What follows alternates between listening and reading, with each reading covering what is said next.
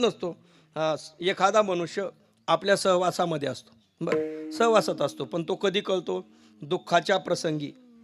बरं, दुःखाच्या प्रसंगी माणसं कशी आहेत हे कळून येत असतात, बरं का. सुखाच्या प्रसंगी माणसांना आपण जे कळून घेतो, समजायचं अजून आपला गैरसमज आहे. पण ज्या वेळेस खरं खरं दुःख आपल्यावरती पडेल आणि त्या दिवशी जो कामाला येतो त्याचा मोठेपणा तेव्हा समजतो. दुःखात असताना कामं आला समजायचा हा काय आहे? मोठा आहे. बरं, दुःखाच्या प्रसंगी कामं पडतो तो मोठा असतो. संत सुद्धा मोठेच आहेत, कारण प्रत्येकाच्या दुःख निवारणाकरता यावत जन्म खर्च ज्यांनी केला त्यांचं नाव संत आहे, बरं का. संतांचं जीवन हे देवस्वरूप झालेलं असतं. त्यांना स्वतःला काही मिळवायचं शिल्लकच राहिलेलं नाही. कृतकृत्य झालो, इच्छा केली ते पावलो. स्वतःच्या जीवनामध्ये काही मिळवायचं राहिलेलं नाही, पण केवळ दुसऱ्याच्या करता यावत आयुष्य खर्च करून दुसऱ्याच्या दुःखाच्या निवारणार्थ प्रयत्न करतात, त्यांचं नाव संत. मग अशा संतांचा मोठेपणा जाणण्याकरता शक्य नाही.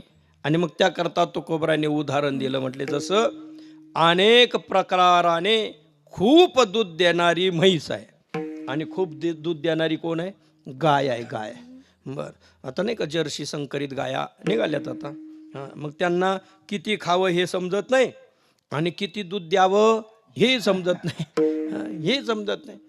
त्यांचं काय आहे? कारखाना चालूच आहे. ती शेण उचलणारा दिवसभर चालू आणि एक टाकणाराही दिवसभर चालू. हे चालूच आहे. तो कारखाना दिवसभर चालू असतो आणि कितीही टाका त्यांना खाण्याकरता. पण जर्सी गाय अशी आशाळ भावनेने पाहते पा. अजून काहीतरी टाकावं अशी आशाळ भावनेने पाहते.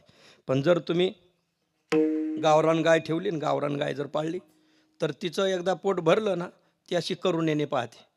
आणि तिला भूक लागलेली जरी असली ना, ती अशी आशाळ भावनेने पाहत नाही. ती तेव्हा सुद्धा अशी करुणेने पाहते. करुणेने पाहते. तिचं नाव गाय आहे, बरं का. तिचं नाव गाय आहे. जी आशाळ भावनेने, आशायुक्त भावनेने पाहते ती गाय नाही, गायीचा आभास आहे. विठ्ठल विठ्ठल विठ्ठल. अर्थात आता तिच्या इतकं दूध गावरान देत नाही, बरं का. पण एक सांगू का, तिचं लोटीभर दूध आणि हिचं पाटीभर दूध याची काय आहे?